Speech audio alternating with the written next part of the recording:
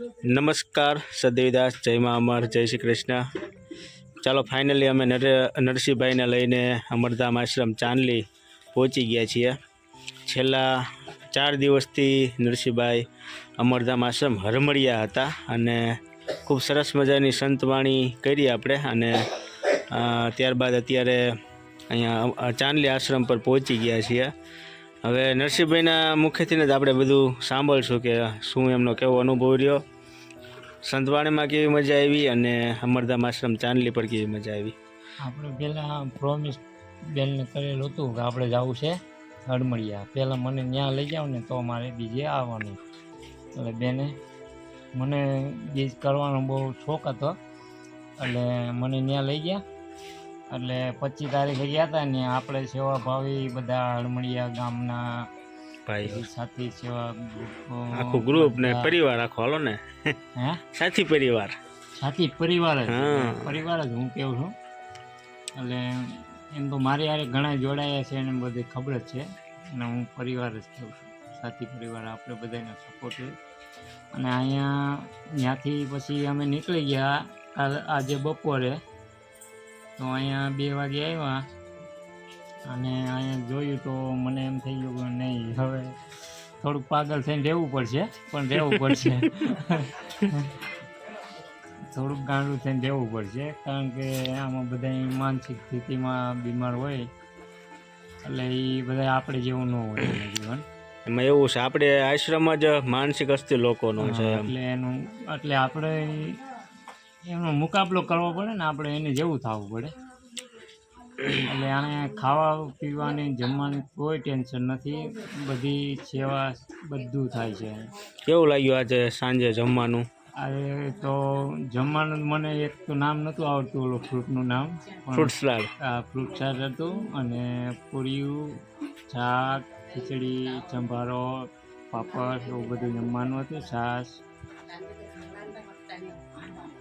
તો આજ પહેલો દિવસ બહુ આનંદનો ગયો મારે હાઈ ક્લાસ।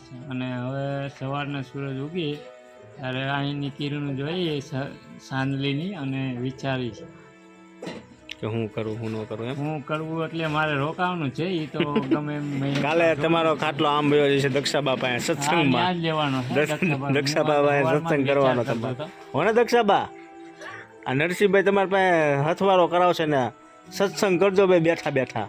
આપણે બે ને ત્યાં સત્સંગ કરવાનો છે, બે આપણે અહીં લઈ લે।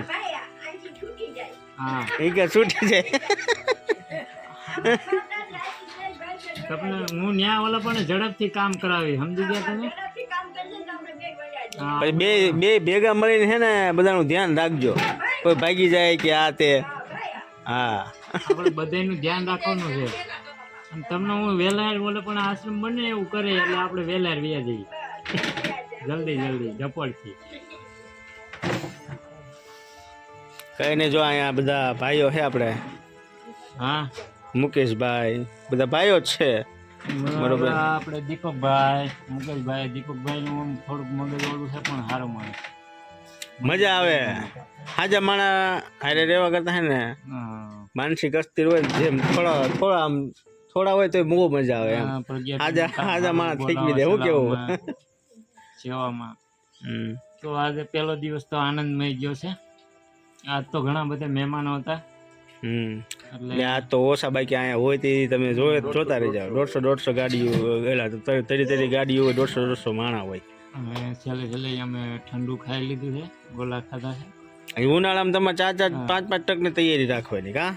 બપોરે 2 વાગે આઈસ્ક્રીમ, સોડા, સવારમાં નાસ્તો હોય, ફ્રૂટ આવે 10 વાગે, શેરડીનો રસ, પછી ઓલો નાળિયેર પાણી, લચ્છી ને બધું ઘણું બધું આવશે ઉનાળામાં। જબર લોહી બની જવાનું, જમાવટ જ છે, પ્રેક્ટિસ પાડવાની ધીમે સ્નાયુ છૂટા પડે ને ઊભું થવાની ને એની બરોબર। બાકી સંતવાણીમાં કેમ બેઠા થઈ ગયા હતા, બેઠો થઈ જવાનું, એટલે બેઠા તો થઈ ગયા છે, હવે ઓલી વ્હીલચેર ઉપર બેહીને વ્હીલચેર ઉપર તમે બે જાણો તમારે 50% આમાં રિકવરી આવી જાય એમ। ધીમે બધું રેડી થતું જાય। આ બધી નસો બ્લોક થઈ ગઈ છે ને એને ખોલવી પડશે, એના માટે તો યા કસરત છે, બીજું કોઈ ઓપ્શન જ નથી। દવા છે ને એમનામ પડી ખાય નો, એ આપણે દુલા ઉપર છે। ફિઝિયોથેરાપી થાય ને એટલે એને કસરત જ કહેવાય, બીજું કાંઈ ન હોય. એના મશીન આવતા ઓલી સાયકલો ને એવું બધું આવે ને. હા બસ ઘણા એવું વાપરે. ઘણું છે આપણે પાસે, કેટલું બધું છે, સાયકલો ના ને તેન બધી સુવિધા છે. એટલે પણ આપણે તમારે family એમાં શું હોય, એ પોતે વ્યક્તિ હોય ને, એ પોતે જ કંઈક અંદર મનોબળ મક્કમ હોય ને તો જ બધું શક્ય થાય. આપણને હિંમત આવી ગઈ છે ને. હા પેલા દી બેઠા થઈ ગયા તા ને આપણે. બાકી કઈ બીજું કઈ હોય ને તો કહી દેવાનું ગમે એ તમ તારે અહીંયા હનુમાનની ગમે. કૃપા છે, એમની દયાથી બધું સારું છે. અને જલ્દી ઊભું થઈને પછી વ્હીલચેર ઉપર બેહવા માંડી તો ઘણું છે. હાલવાનું તો હજી તો બહુ વધારે લોક થઈ ગયું છે ને, એટલે કઈ નક્કી નથી. પણ હાલીને બતાવીશું ખરી. ઘોડીએ તો હાલશું, એ ફાઇનલ છે.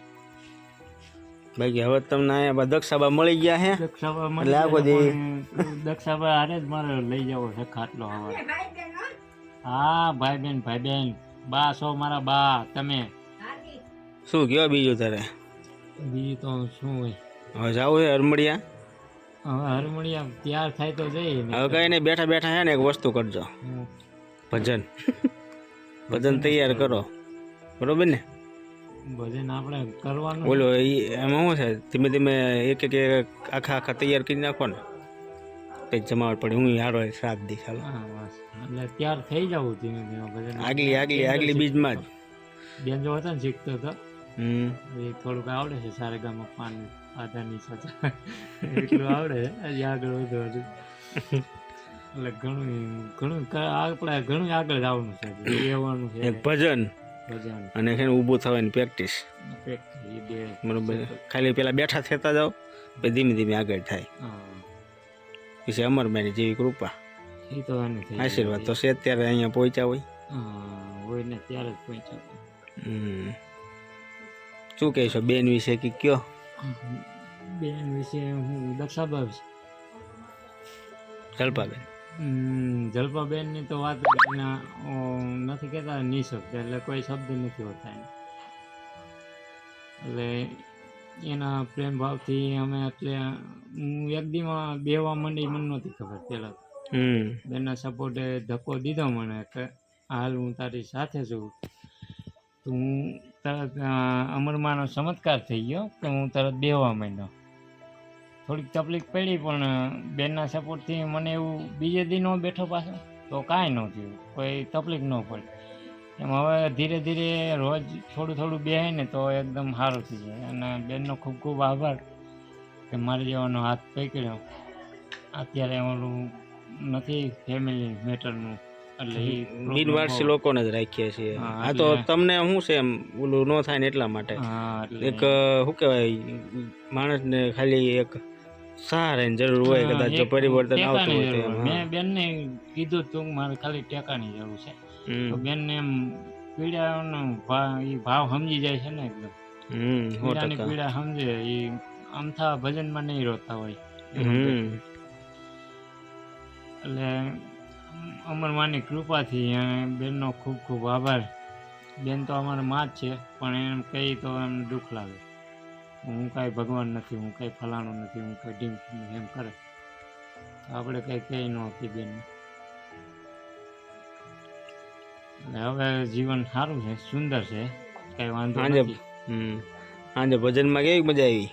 સાંજે ભજનમાં બહુ ફૂલા ઉડ્યા ભાઈ. ગુલાબ ને મને કેવી મોજ એટલે મોજે દરિયા. એમાં કરતાલુ વાળા તો ભાઈ વાત કરતાલુ, શું કહેવાય, રાસ ગરબા લીધા. કરતાલુ પછી આપણે ફેસબુક માણસો કેટલું હતું પણ, એટલે આ વખતે ઓછું હતું. શું છે હરમડિયામાં કંઈક હતું ને, પ્રસંગ હતો કંઈક, એટલે આ તો બહુ હોય. એમાં 100 એડ કરી નાખવાના બીજા એક્સ્ટ્રા, બીજું કોઈ માણસો જ હોય. ખરેખર જામી ગયું આપણને ભજનમાં તો. એટલે જ હું આવ્યો હતો. મેં પહેલી વાર ઓલું જોયું હતું ને લાઈવ, ત્યારે જ મને ખબર હતી અહીંયા તો જમાવટ થાય છે ભાઈ. એટલે જ આવું જ જરૂરી છે. એટલે એવો મેળો ક્યાંક જમાવટ જ કરવાની હોય ભાઈ. હવે મોજ જ કરવાની હોય જીવનમાં, બીજું શું હોય? એવો મેળો રોજ નો થતું હોય ને, દર મહિને કરીએ છીએ આપણે એવું, બીજું શું હોય? અષાઢી બીજ નદી તો બહુ મોટો મેળો થાય. એટલે એટલી બીજું તો કાઢવાની ચોમાં હું વેટી જાય. પછી બીજો ઉનાળો આવી જાય ને તોય જ્યાં લગી બેહવું નહીં ને હાલવા ન મનું ત્યાં લગી જવું નથી. એટલું લખાણ કરી દેવાનું. થઈ જાય બધું, ભગવાનની કૃપા હશે તો થશે. ફેમિલીમાં કોઈ તકલીફ નથી. એ હમ. બધાનો સપોર્ટ સારો છે ઓલું કે ને ભગવાને હાથ પકડ્યો હે ને થઈ જાય બધું. એટલે ઊભા કરી દે. હમ.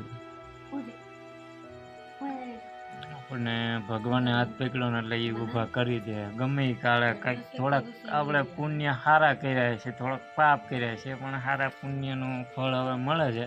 હમ. એક મેં સાંભળેલું હતું 9 વર્ષે કંઈક મળે છે એમ. એટલે અમારા 9 વર્ષ પૂરા થયા ને એવું કંઈક થયું છે.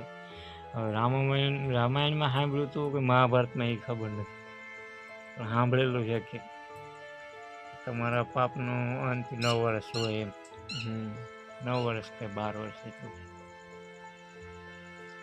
કઈ નહીં, હવે આનંદ કરજો આશ્રમ પર. અને કાલે ઓલા પણ હા ત્યાં દક્ષાબા જોડે રાખી દે ખાટલો, અને પછી રાત્રે ફળિયામાં હોઈ જવાનું. અહીંયા વહી આવવાનું પંખા નીચે બપોરે. બાકી આરામ કરજો. અને કઈ પણ કામ હોય તો આ બધા હોય જ હા કહી દેવાનું. આપણે તમારા મિત્ર મળી જાવ, તમારે દીપાભાઈ નું કામ ભાઈ પૂછ્યું છે.